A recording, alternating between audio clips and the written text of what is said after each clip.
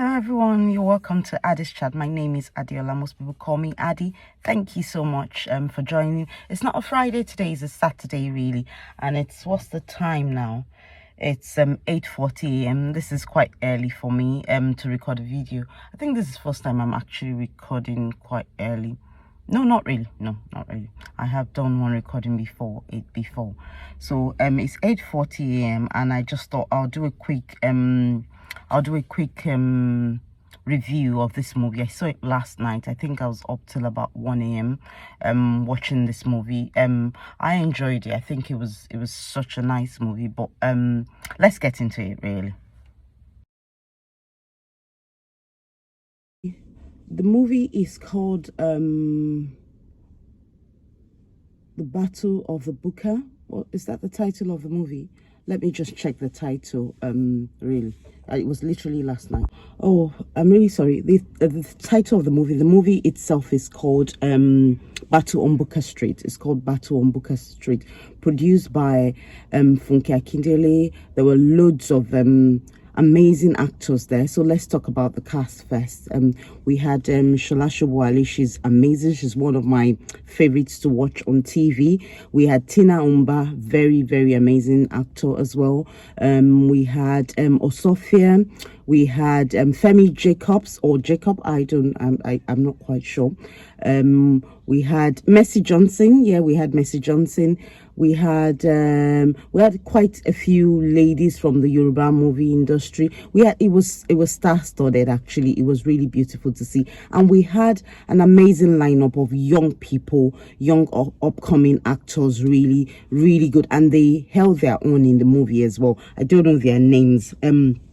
But before we go on, I'm just going to say, if you haven't seen the movie, Battle on Booker Street is now on Amazon Prime as well, so you can go and see it. There will be a few spoilers in this vlog or in this video. There'll be a few spoilers, so if you haven't seen it, I think it's best for you to see it first really. So let's delve into the story. The story starts with Funke Akindele, the character Yejide, narrating what was going on. So she talked about her growing up, her dad marrying so many wives. I think at the end he had 4 wives, and her mom was played by Shola Shobuale. She was a Yoruba woman, and the other woman, Tina Umba, was Mercy Johnson's mother. They were both rivals from the time that they got married to their husband. They would always fight, but they were married to the same husband, and coincidentally they did the same job. They were both food sellers, but I think they sold different things anyway. So at some point, I don't want to give away so much. Anyway, they both got married. They got married on the same day. A lot of chaotic moments, but I have to be honest, at this time in the movie, at this point in the movie, I was skipping a lot, because I have to tell you really, for me, once I'm watching a movie, the first 10 minutes tells me a lot. In the first 10 minutes, if you're not able to grab my attention, I skip a lot. I'll skip to probably the middle or towards the end or something like that, or actually stop watching altogether. So I skipped a lot because she was narrating that story. But at the beginning I didn't skip because I wanted to hear the story. But when we got to the middle, and a lot of what was happening was just both of them fighting constantly, fighting, all that stuff really. I think that was the comedic part, but there was a twist with this movie that was really good. There were storylines. Each character, like Mercy Johnson's character, Funke Akindele's character, had strong storylines that taught lessons. There were lessons, thought-provoking things that happened there. But the comedy, it was a bit stretched out. The comedy, that's the only thing I'd say. It was stretched out, and a lot of things that they could do without, but I suppose they've got to fill up the time really, and they want to appeal to people that are looking for comedy, whereas still bring a lesson and bring drama into it. Anyway, it works because the movie was absolutely amazing. So the end, the twist was amazing. Funke Akindele's husband in that movie, Femi Jacobs or Jacob, I've been to prison really, and everybody kind of, his children were labeled because of this. They called him a murderer. The twist in the movie, I won't tell you what the twist was, but anyway, he escaped really, and he escaped at the end, and the rivalry between the two the two sisters actually helped that escape process a lot, really. And they both decided, because they went to so many lengths to ruin each other completely. They were out to actually kill each other, but somehow they came back together. It wasn't that deep, but they took up the rivalry from their moms.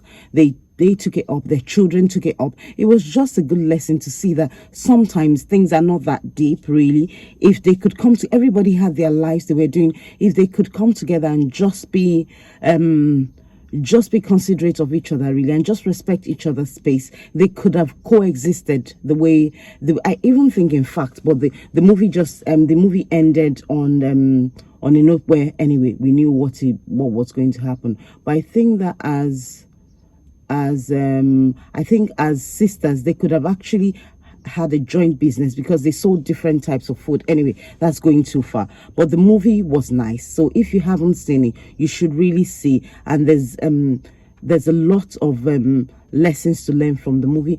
Mercy Johnson's character as well was explored, really. She was an angry and a bitter woman, and they talked about why she was angry, and it was really quite interesting to see. We see a lot of people that are angry these days, and we're not we just think they're angry and they're mad, but a lot of them have been through a lot. She did say that from where she came from, the home she came from, they fought every day. Every day was a battle. She got married into the same thing, so her life has been really hard, and yes, her life has been really hard. So she kind of was putting out a lot of what she was getting on her children, on everybody that surrounded her. She was constantly an angry woman. So that was also played out, that people have been through a lot. Sometimes you shouldn't really just label them. They're deep down inside them, there is a good person, but because of what they're been through, they know no better, really. So that was a good lesson to learn from that. Really. But I would say you should watch it, really. I thought it was really nice. It was just that I found it a little bit long-winded, really, till we got to the part that was interesting. There was a lot of comedy, and as I said, they were trying to appeal to quite a lot of people. It was a good movie. I want to say well done to Funke Akindele for including a lot of young actors and actresses, and a lot of them stood their ground. All the children, all those that played the children, they actually did play perfectly. They played well with the established actors. It was amazing to see them. A lot of them brought their A game, really. All of them, like 10 over 10 for all of them, all the young people. I couldn't change anybody. The characters were well suited to their role. Nobody was too young or too old. Absolutely well suited to their role. The set was amazing. I heard that she built the set itself. I think in Amen Estate, she built that set just to use for this movie, and that's amazing. But that must be so expensive.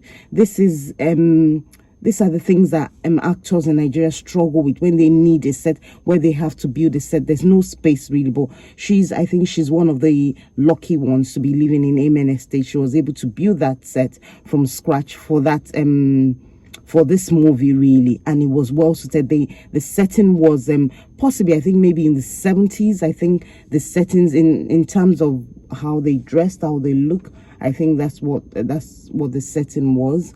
The set was well done, really well done. You would think it's a real place, really. Very well done. So yes, well done all round to Funke Akindele. If I would rate this movie, I'll rate it 8 over 10. Really good. Really good movie. Loads of lessons to be learned. The movie captures a lot of people. A lot of young people who will definitely be watching the movie, because there are a lot of young people in the movie as well, and really great to see, because she's pushed out a lot of them. I believe that a lot of them will get more roles as they have been involved in this movie. Also, I wanted to say the director of this movie was Funke Akindele herself, and Toby from Jennifer. Anybody that watches Jennifer will know the Toby guy, Timininu, she calls him in a different way. That guy really was the director, and I think it was his directorial debut, really. So well done to him. Kudos to him as well. He did an amazing job. I have no doubt that he will continue to direct amazing movies, really. All in all, well done to the cast, to the crew, everybody. I absolutely enjoyed watching it, and it was at the end, and I like it. Touched the story touched it touched the soul. The story, I don't want to give it away, touched the soul. So you should definitely watch it. Battle on Booker Street is now streaming on Amazon, really. Thank you so much, everyone. Thank you to everybody that subscribed. A few new subscribers are here. Thank you. I really do appreciate you. Thank you so much, really. Yes, have a lovely weekend. Have a lovely Saturday. Enjoy yourself, and I'll see you sometime very soon. I'll try to put this video out on this Saturday because I watched it yesterday. I don't want to delay it so much before I forget everything that happened in the movie. But anyway, have a lovely weekend. See you. God bless you. Bye. Thank you.